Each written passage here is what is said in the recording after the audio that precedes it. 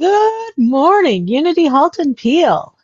And what a chilly morning it is. It's beautiful sunshine, but it's Mm, kind of sneaky. It looks kind of warm, but it isn't. So have a wonderful beginning to our February and welcome to our right. Sunday gathering.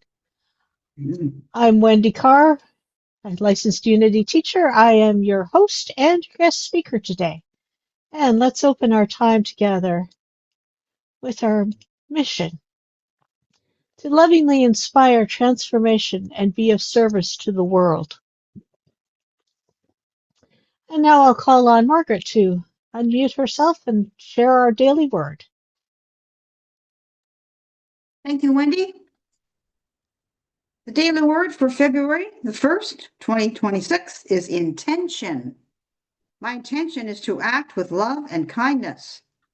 Setting an intention, deciding at the start of the day to be loving, considerate, compassionate, colors all my interactions and activities. It's making a commitment to myself that no matter how the day unfolds, no matter what happens, and no matter what other people may do, I will remain steadfast. I begin with God. After a time of prayer and meditation, I envision divine love opening my heart and kindness, inspiring my words.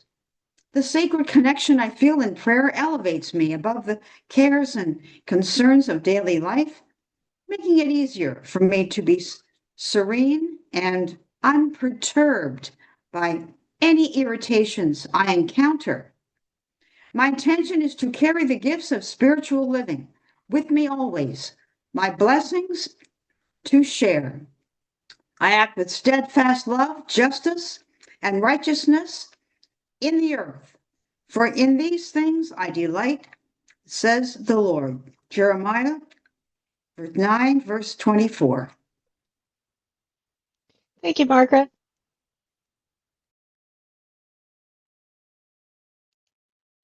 Right. Our opening song is one of my favorites. One Great Power by the group Devotion.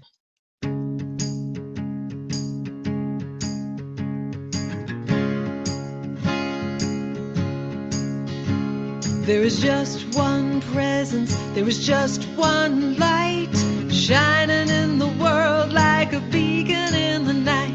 There is just one power we all can share, one great power everywhere.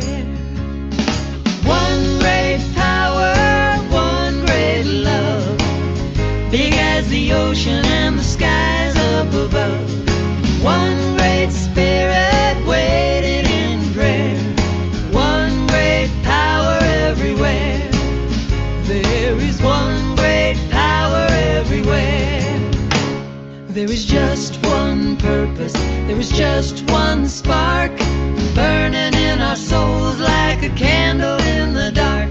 There is just one chorus we all can sing, with one great power let it ring.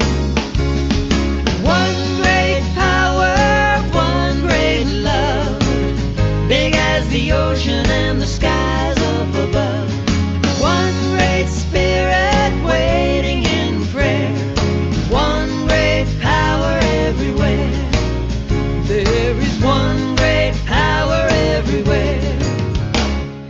One great power, one great power, one great power, one great power, one great power, one great power, one great power, one great power, one great power, one great power everywhere. There is just one presence, there is just one light, shining in the world like a beacon in the night.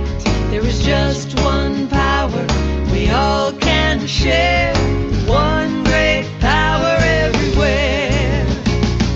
One great power, one great love, big as the ocean and the skies up above. One great spirit waiting in prayer, one great power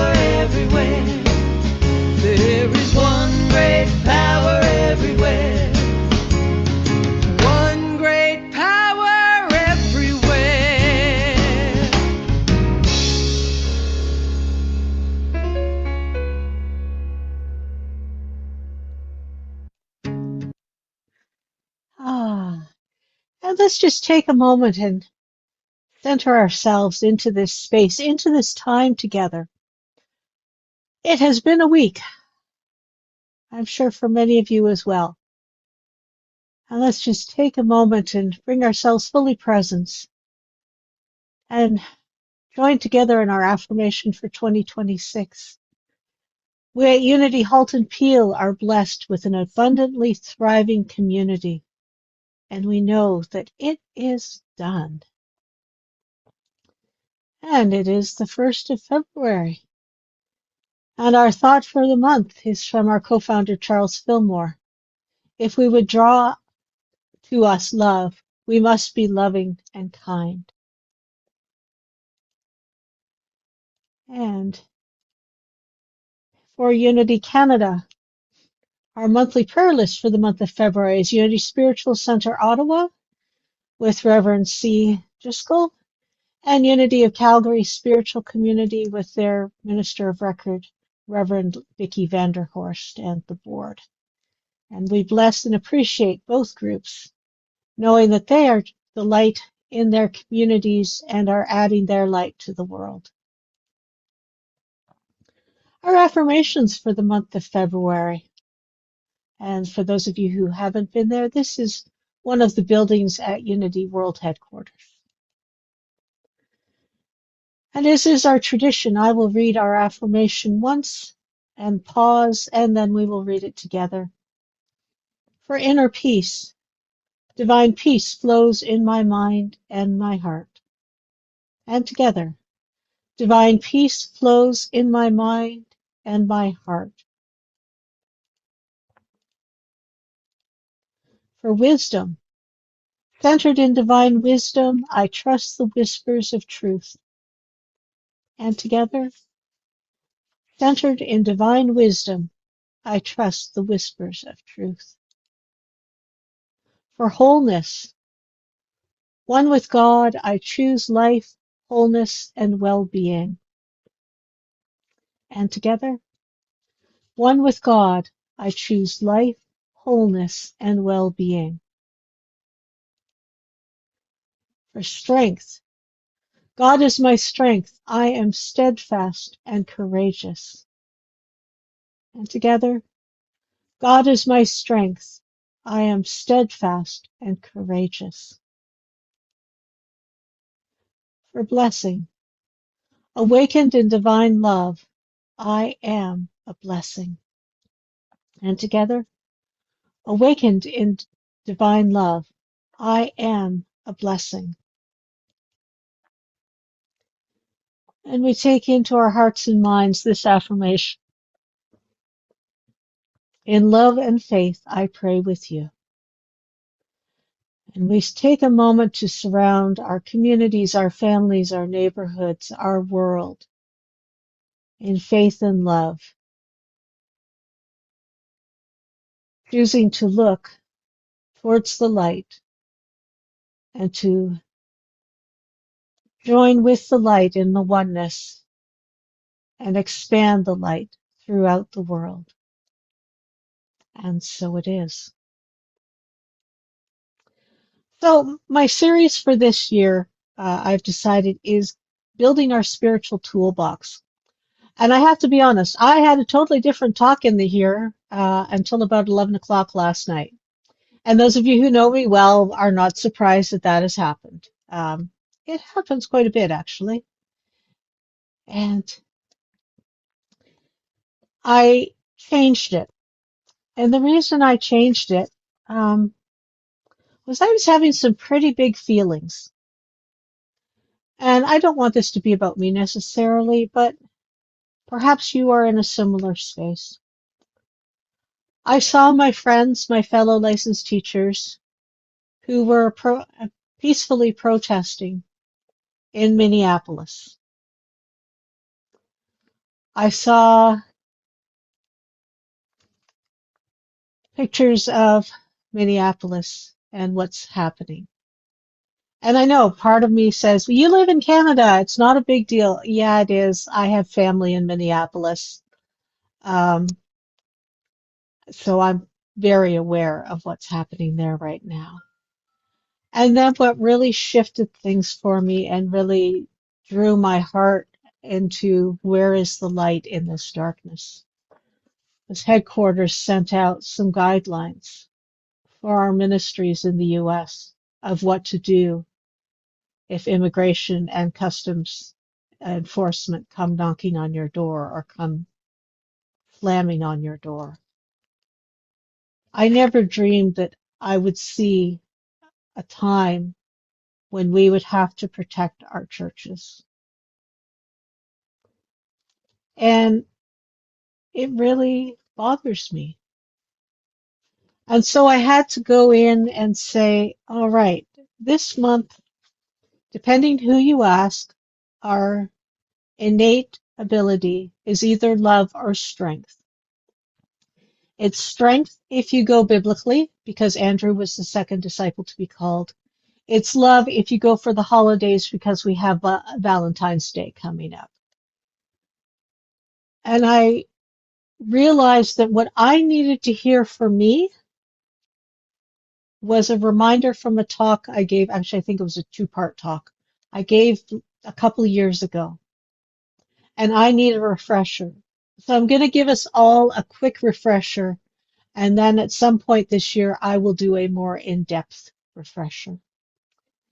And what I needed to hear again and be reminded of is from the Book of Forgiving by Desmond Tutu and his daughter Mafo.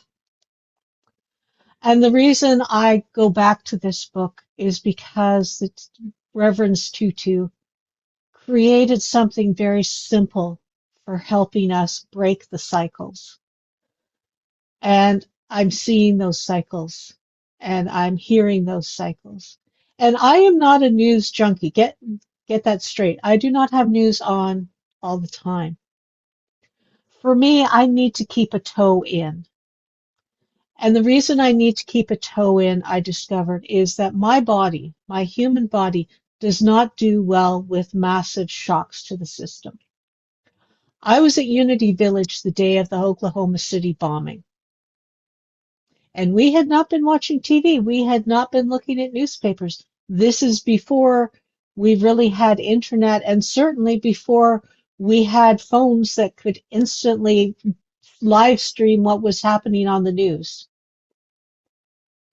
And it was just such a shock to my system that I decided then and there I would keep a toe in the water.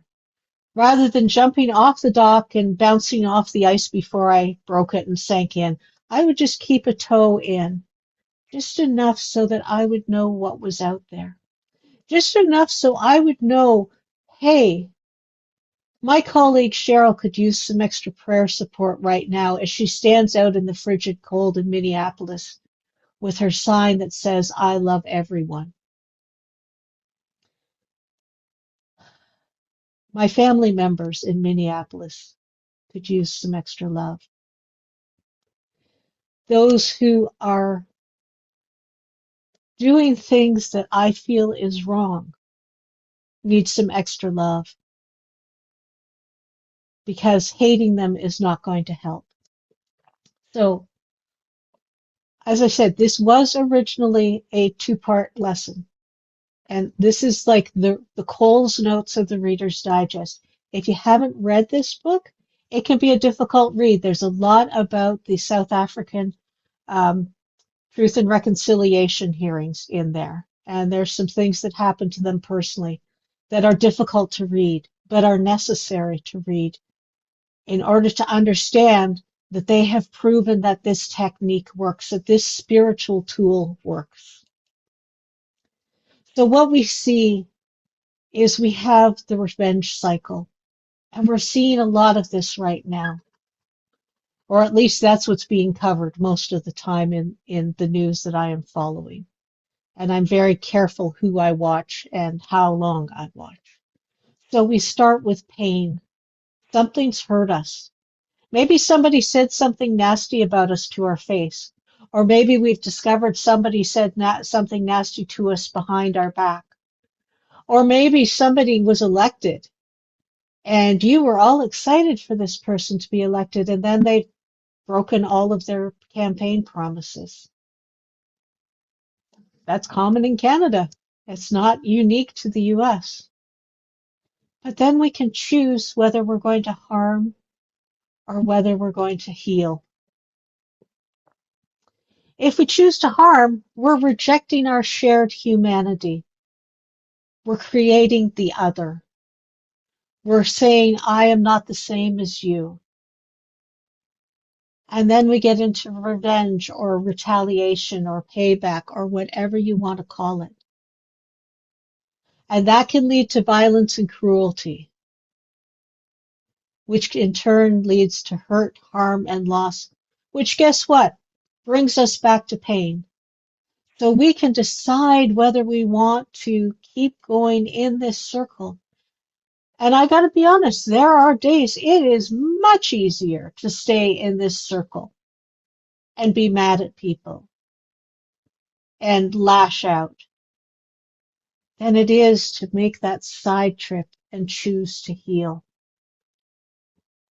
And all of these diagrams are straight out of their book. This is not my stuff. What the Reverends Tutu suggest and have created is a forgiveness cycle, and it's a fourfold path. There's 4 steps to it. Now, what really attracted me to their work in the beginning was that they have you take a stone with you on this journey. And sometimes you do exercises with the stone. Sometimes you will draw around the stone, or you will talk to the stone, or you will carry the stone, but it doesn't require another person to bear witness. So that if there is something that you really don't want to tell somebody else, you can tell your stone. And they suggest that it be palm size, something that you can carry around in your pocket without, pulling your pants down. So the 4 steps are telling the story, naming the hurt, granting forgiveness, and then renewing or releasing the relationship. And that's the other thing that I really love, because in my church of origin, you were expected to ask forgiveness, or you were asked to give forgiveness, and then you were expected to be best buddies. It was hard to be best buddies with a person who tried to see if my face would go through a fence. I chose to separate myself from her, and I got some backlash about that. I was not being a good Christian, according to my church of origin. So let's take these into smaller bites. First of all, forgiveness is not easy. It requires hard work and a consistent willingness. It requires that engagement. It's not, as I was taught as a child, you just say, I forgive you, and poof, it's all gone. I actually found for myself, now I may be the only one that experienced this, that actually having to do it that way actually added to my sense of injury, because I wasn't necessarily heard. I wasn't necessarily acknowledged. I had to say I'm sorry, even if I wasn't. Forgiveness is not weakness. It requires courage and strength. Forgiveness does not subvert justice. It creates space for justice to be enacted with a purity of purpose that does not include revenge. I actually was introduced to this book by a group that assist women in the prison system to work through and do their forgiveness work as part of their coming out back into the world. Forgiveness is not forgetting. It requires a fearless remembering of hurt. And it can be painful. I won't lie. And it's not necessarily quick. It can take several journeys through the cycles of remembering and grief before one can truly forgive and be free. And I will also add that this is less about the remembering and more about letting go of the emotion attached to the remembering. So let's take our cycle. If we've decided that we're in pain, but we're going to heal it instead of hurt, what's our first step? As I said, telling the story, naming the hurt, granting forgiveness, renew, or release. Now, I had that come down, but it actually is an upward, because telling the story probably is where you've bottomed out, where you have a story, something that happened to you that is so painful that it feels so dark and it feels like you cannot come out of that space. And in the book, it tells you to whisper your story to the stone. The stone can't judge you. The stone can't interrupt you. The stone doesn't care if you cry all over it. The stone doesn't care if, you're angry or yelling or whatever your voice is. The key is to acknowledge and remember the facets of that hurt, to allow it to come out, to bring it to the light, to bring it into a space where you can acknowledge, ouch, that hurt. And it can be messy, and it can be very uncomfortable having to go back. Particularly for myself, when I was doing this around a situation I had been involved with, I was able to recognize, ouch, what that person's actions did hurt me, but oh, I hurt them too. I didn't mean to, but in reacting to how they were hurting me, I also hurt them. And so that added a layer of, not only will I need to forgive their actions, I will need to forgive me for my actions that hurt someone else. So naming the hurt. What does this hurt feel like?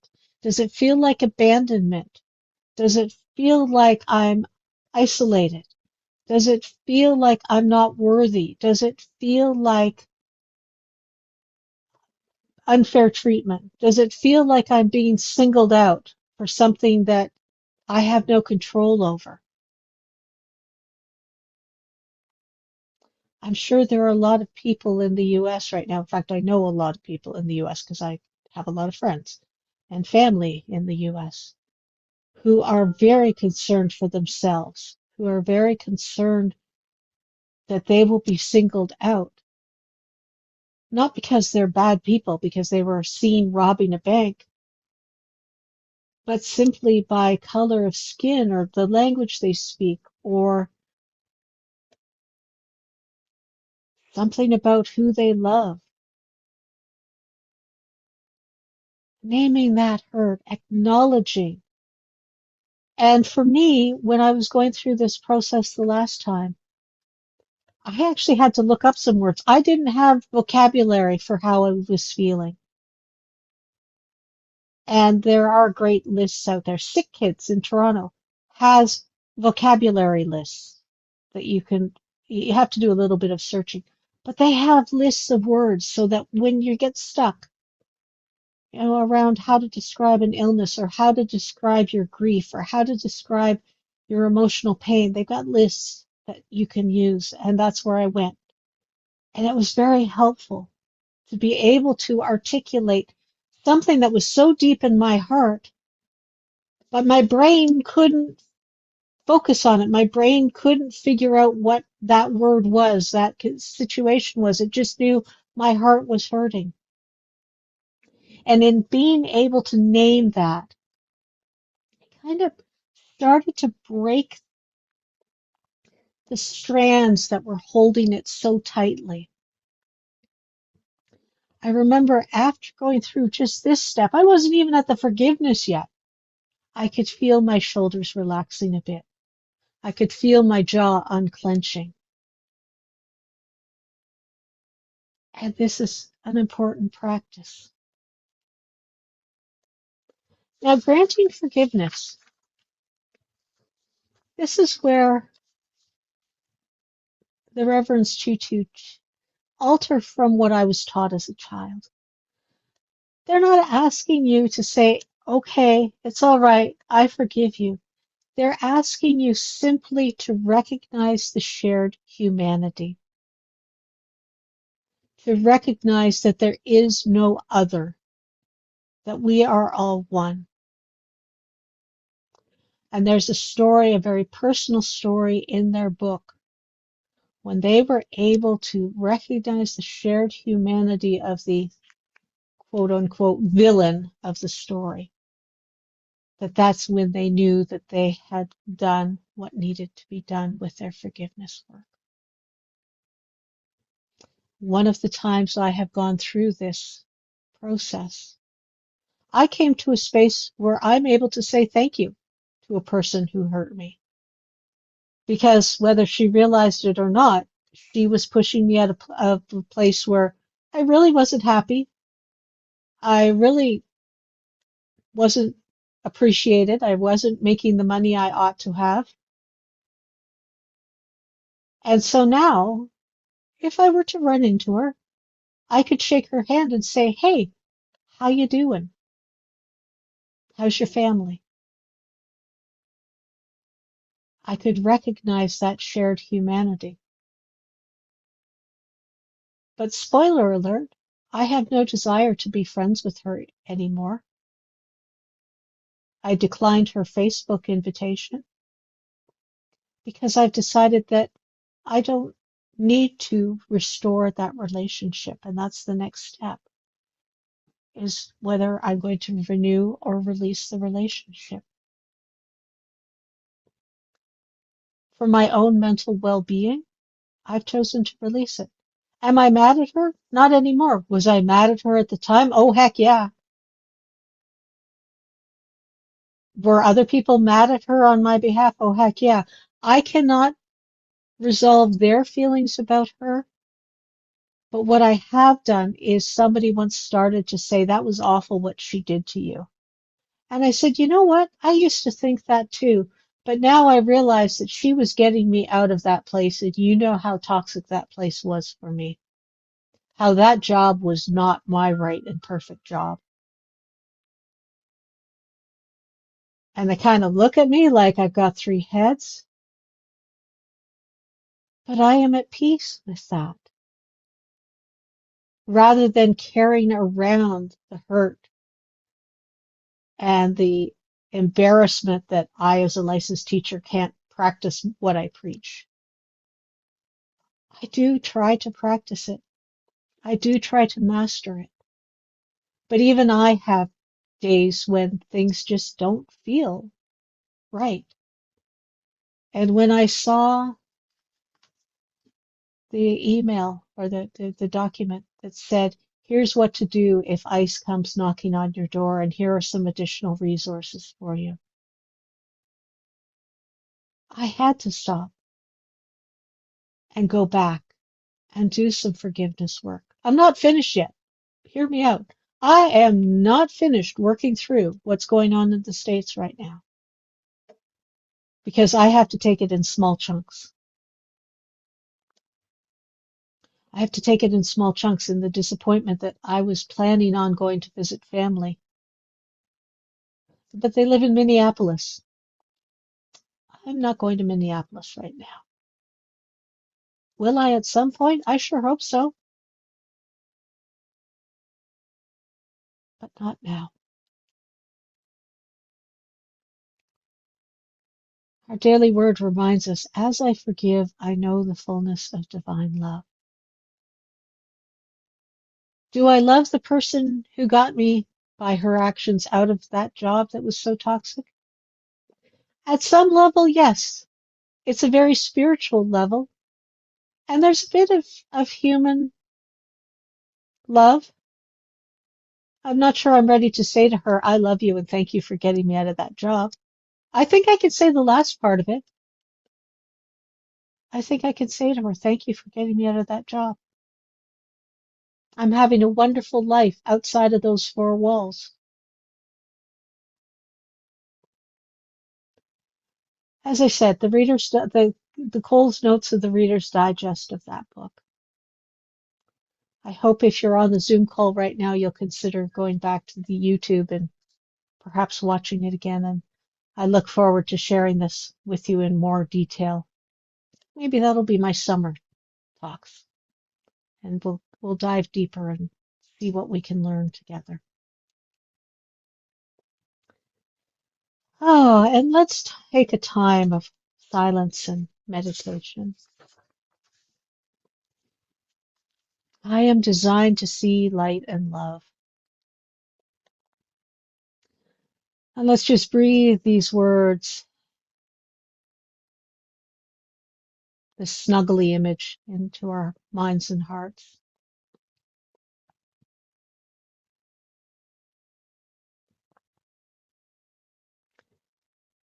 And just knowing there is one great power. And the one great power is not just God, or whatever you choose to name that great power, but it is the oneness of all of us. The oneness of all of us that transmits light and love throughout the world.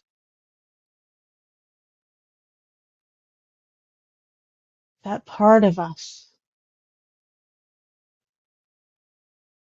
that shares the beacon.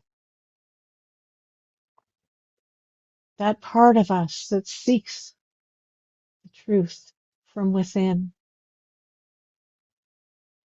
That knows that we can hold in light and love. That peace and prosperity and wholeness and joy and love and peace can be present. To borrow from baseball, they're on deck. They're in the game. We just have to call them up to home plate and say, batter up.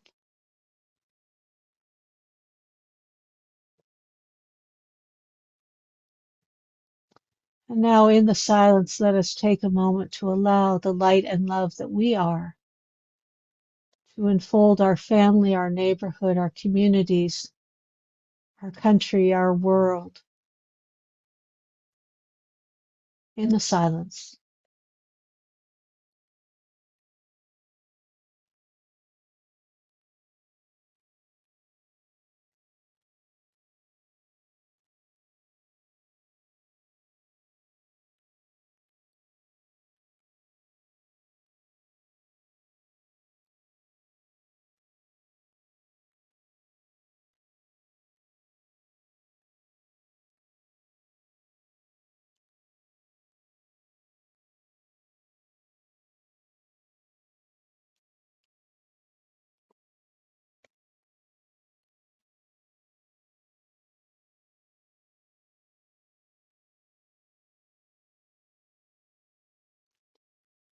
And as we hold this world in our hearts and minds, surrounding it in love, seeing it strengthened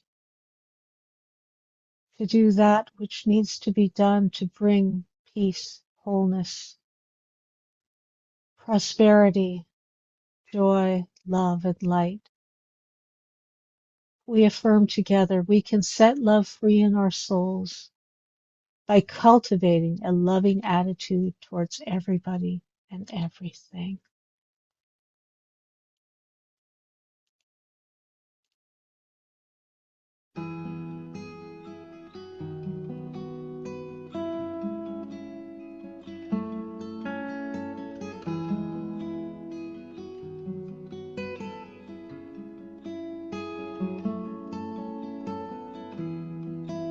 Why have you come to earth? Do you remember? Why have you taken birth? Why have you come? love, to serve and remember, to love, to serve and remember, love.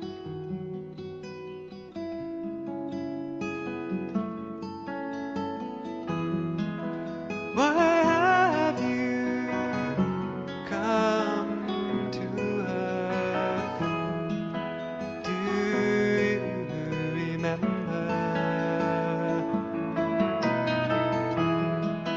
Why have you taken birth? Why have you come to love, to serve and remember, to love, to serve and remember.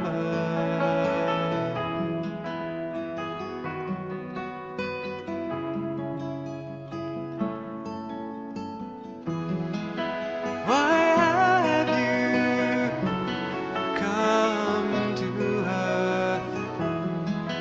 Do you remember? Why have you taken birth? Why have you come to love, to serve and remember, to love, to serve and remember, to love, to serve and remember, to love,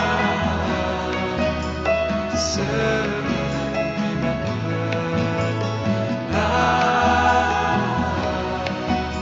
to serve and remember, love, to serve and remember, love, to serve and remember, love, to serve and remember, love, to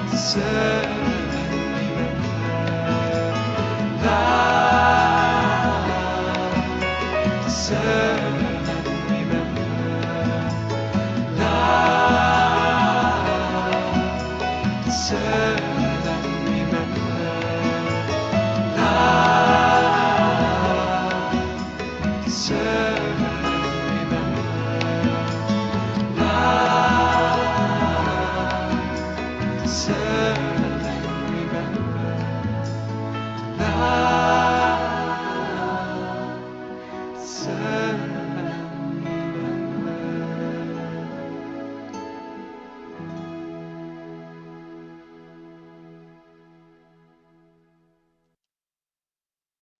And so it is. And as I see those candles, I realized I neglected to wish everyone with a February birthday a happy, joyous, wonderful birthday and year ahead. So happy birthday to all the February babies. As always, our Unity Prayer Chaplains are here to pray with and for you. And you can email praywithdiane@gmail.com with your request or your prayer of gratitude. We accept those as well. It doesn't have to be a need. We can just join together and say amen, amen, and amen. And now's our time to share of our gifts. You can see there are a variety of ways to support our ministry, and we are so grateful to you for the gifts that you have chosen to share. And let us join together. Divine love now flowing through me blesses and multiplies all that I am, all that I have, all that I give, all that I receive, and is a blessing wherever it goes. And so it is. And we are a tithing community, and in February we are supporting Eden Food for Change, more on that in a moment, and Unity Canada. Mark your calendars if you haven't already. Sunday, March 8th, we will be having our annual general meeting after the gathering. Please make sure that you're here. Lots happening, lots of change, and it's a wonderful opportunity to be together. Reverend Jane will be our guest speaker, and then she will stay on the call with us to assist with our AGM and to get to know us a little bit better and to see where we're headed this year. And speaking of Reverend Jane, she will be back with us next Sunday.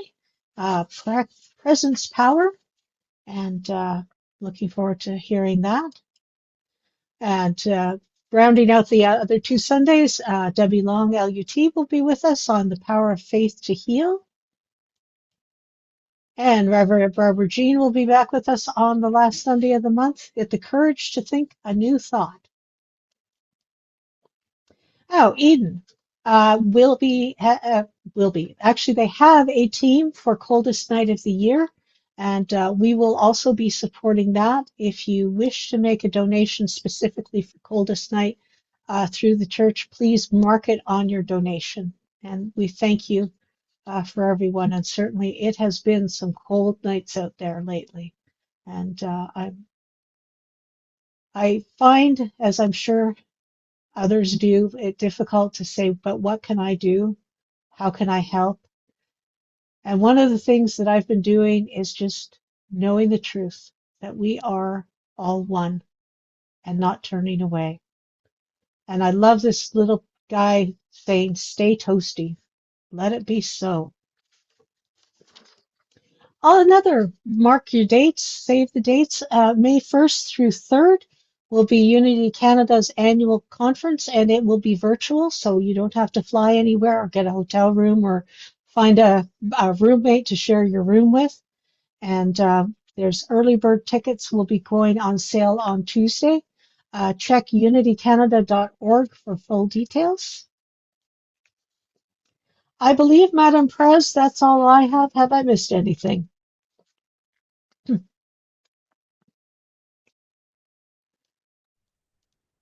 As usual, you've done it all. Thank you very much. Have a great weekend. Stay warm. Thank you. As we draw our gathering to a close, let us take a moment to envision all of the children in our lives and in the world. And we bless together children and youth of Unity and of the world. We love you, we bless you, and we appreciate you just the way you are. And we know that they are the light. And even when they're having a challenging time, they are the light, and they are providing us with an opportunity to see the light in new and different ways. And let us join together in our closing prayer. The light of God surrounds us. I am light. The love of God enfolds us. I am love. The power of God protects us. I am power. The presence of God watches over us. I am presence. Wherever we are, God is. I am divine. And as is our tradition, Sue K. Riley is going to sing us out.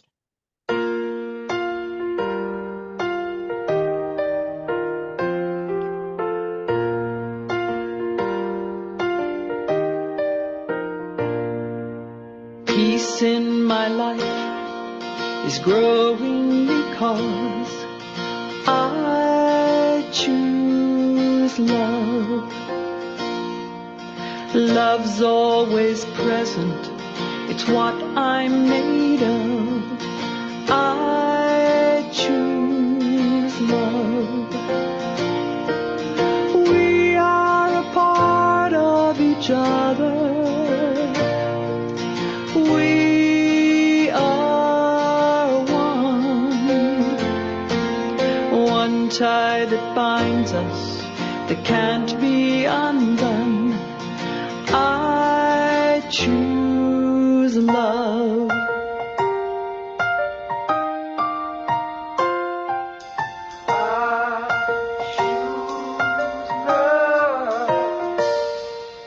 Peace in my family is growing because I choose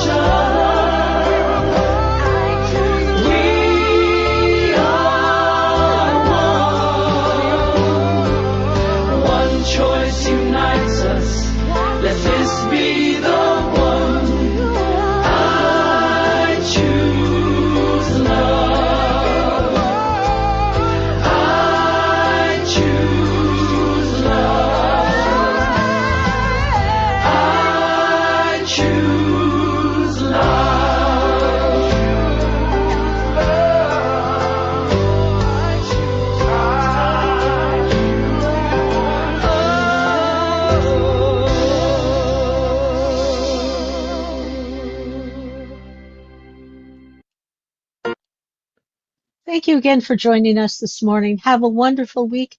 We look forward to seeing you again soon.